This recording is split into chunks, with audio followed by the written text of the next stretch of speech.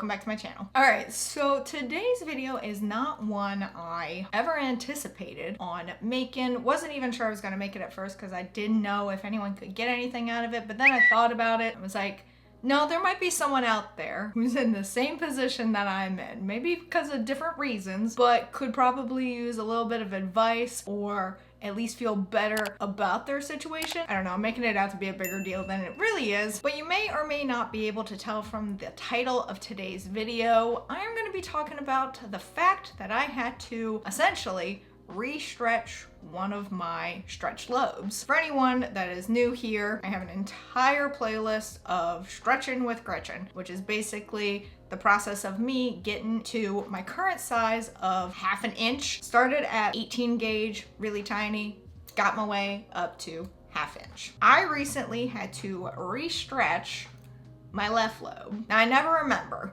which one was my problematic ear. I remember during the whole stretching process, getting from 18 to 1/2 inch, one of my ears was problematic. I want to say it was my right ear.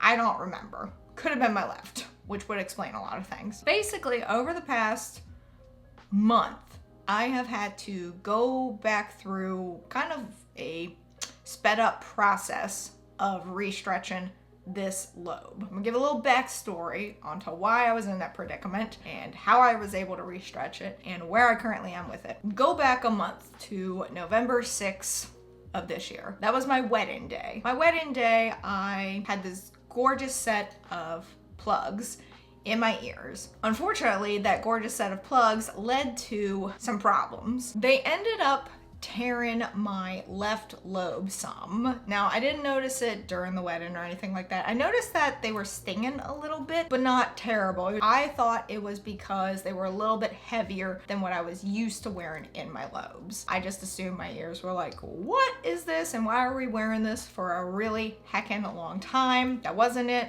though it kind of contributed to it. So it was a mixture of it being too heavy, wearing it for too long, and then user error, meaning me. I had put 2 O-rings on the back of the jewelry. Because it was so heavy, it would start to droop a little bit. So I was like, all right, 1 O-ring is not holding it in place. Let's put 2 on there. That seemed to do the trick. The only problem is my skin ended up getting pinched in between the jewelry and the O-rings. And it stayed that way for the entire length of the wedding day. Not just the wedding or the reception, but the wedding day, which started at 9 in the morning. So it was like pinched for over 12 hours. I didn't even notice that there was a tear until probably a week or so after the wedding, when my now husband and I got back from our mini honeymoon trip to Disney. I was wearing earrings while we were at Disney, no problem. Felt a little sore, and again, I just assumed it was because the jewelry was heavier and I wasn't used to it. Got back down to my lightweight jewelry that I wear all the time,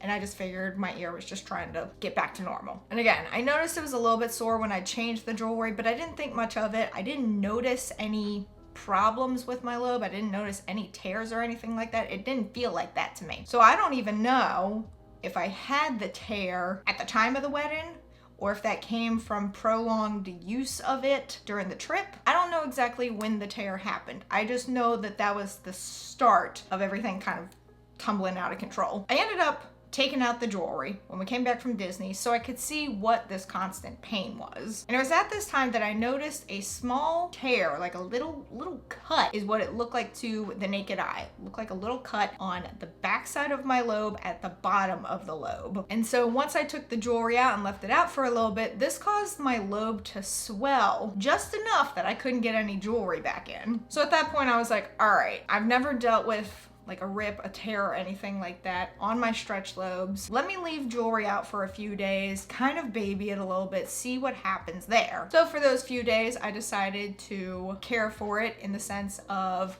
doing salt soaks twice a day, much like you do with a brand new piercing. And then after a few days of doing that, I started incorporating jojoba oil into it and just massaging it so that it would remain soft and not get hard from the tear, because I knew that tear, because there was a little bit of blood, I knew that tear was going to end up scabbing, and it did. So the oil was to make sure that everything remained soft, didn't harden up, there's no scar tissue that develops from the tear and the scab. So then I noticed, while I was caring for it, noticed that the scab was starting to form, kept using oil on it, kept doing the salt soaks. It was helping a lot. I noticed that it wasn't hurting as much. However, I did start to notice that even after a few days of not wearing jewelry in, I could no longer get my 1/2 inch jewelry in. Oh, I noticed that the tear was still there. It was getting better. It wasn't feeling as bad, but I could no longer get my 1/2 inch jewelry in, which kind of sent me into a little bit of a panic. And I was like, oh my gosh, am I gonna have to go through this again? Luckily,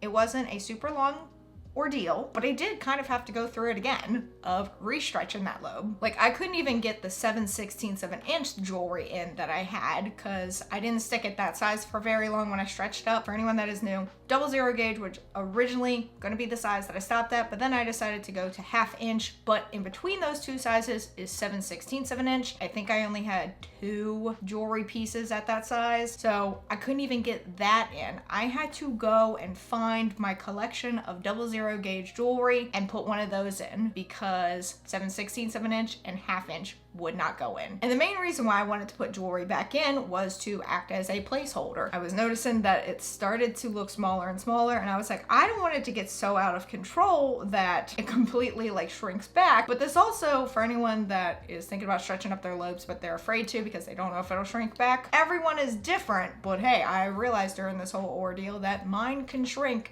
and they will shrink pretty fast. And I've been at 1/2 inch for a while now. So I kept this 00 gauge jewelry in for about, I'd say 2.5 weeks or so. I was able to match it because it was a black silicone tunnel, because honestly, that was the only thing that I could match it with 1/2 inch jewelry, because I didn't have many jewelry pieces from 00 gauge that matched my 1/2 inch jewelry. So I was able to find a black silicone piece, which I also have in 1/2 inch, and I wore those for like 2.5 weeks.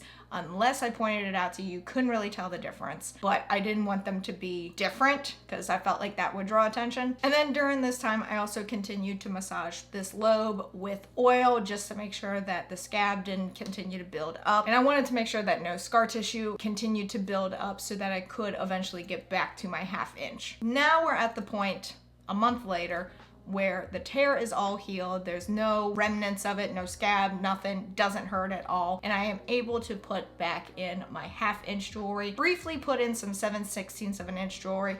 I even went and bought some more just in case this happens again, so I could have matching jewelry. Like, I got clear silicone tunnels because those are like my favorites to wear, are the silicone tunnels. They're just comfortable and easy to wear. They don't weigh down on my ears, and I was also looking for that during the healing process. But luckily, a month later, I am able to get 1/2 inch jewelry back in. Thank goodness, because I like that size way better than the 00 gauge. It was a little bit sore getting the jewelry back in for that first time of restretching it, but it's fine now. I also noticed that it was easier and quicker to get back to my original size of 1/2 inch. And I'm assuming that's because my ear had already been through that process before. The elasticity was already set up for 1/2 inch, so I think that's why it didn't take nearly as long. It was already used to that size. It was just a matter of getting that tear healed so that it didn't make matters worse. So if you ever find that you have to downsize and then go back through the process of stretching back up to your original size, depending on a number of factors, whether it's a tear like mine or any other reason, I thought I'd share some tips that I found particularly helpful to get back to my original size. First thing is to leave out your jewelry for a few days. Again, you may notice, like myself, everything looks smaller, but it's gonna be better for your ear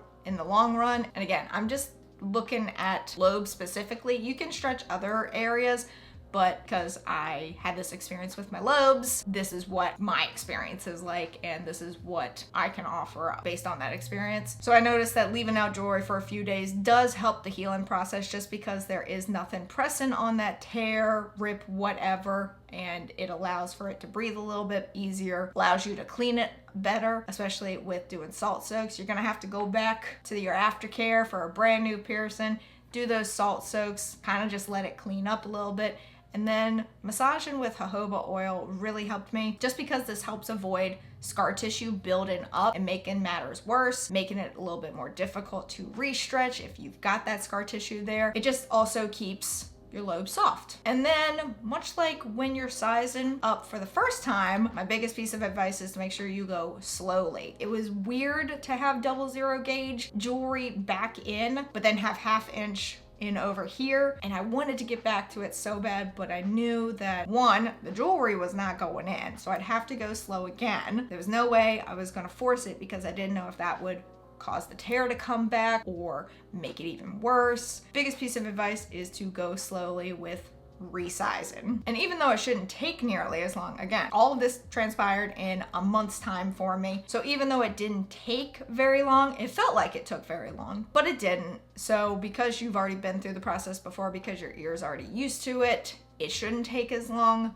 but definitely take it slow. You don't want to potentially restart the progress that you've made. We want to get back to the size that, you know, we stopped at because that's the one that we like the most, but you also don't want to prolong being able to get back there. So if you noticed, I believe it was one of the videos that I put out recently where I didn't have any lobe jewelry, and there were a few people that noticed, and that was because that was at the start of all of that, and I was just kind of leaving things out so that I could have a moment to breathe. Let me know in the comments below if you have ever experienced this before, where you had to leave your jewelry out in whatever was stretched, let it heal because of whatever reason. Again, in my case, it was a little tiny tear. It was so small too, but there was blood, it scabbed, it was an ordeal, but within a month's time, it was fine. But let me know if you've ever experienced something like this before, where you had to essentially resize or stretch back up to a size you had already been at. And let us know what worked for you in that process and how long it took. Again, only took a month for me. It wasn't that big of a size difference, but it was still enough of one. And again, luckily I am back to 1/2 inch in both ears now. Thank goodness. But that is it for this video. If you enjoyed it, be sure to give it a big thumbs up. Don't forget to go down there and hit that subscribe button as well as that notification bell so YouTube will let you know when I upload next. But until next time, bye all.